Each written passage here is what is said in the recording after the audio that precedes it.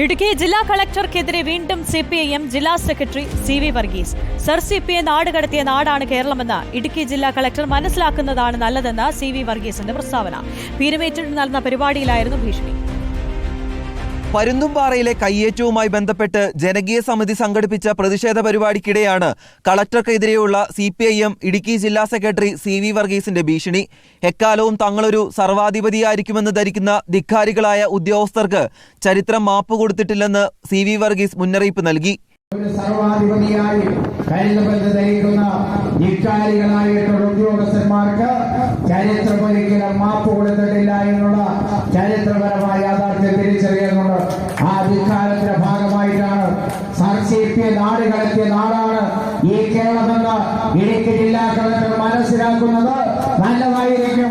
ജില്ലയിലെ അനധികൃത കോറികൾക്കെതിരെ ജില്ലാ കളക്ടർ സ്വീകരിച്ച നടപടികൾക്കെതിരെ CV വർഗീസ് നേരത്തെയും പ്രസ്താവന നടത്തിയിരുന്നു. പരുന്തുംപാറയിലെ പ്രദേശവാസികളായ 1600ഓളം ആളുകൾക്ക് രേഖകൾ ഹാജരാക്കാൻ റവന്യൂ വകുപ്പ് നോട്ടീസ് നൽകിയിട്ടുണ്ട്.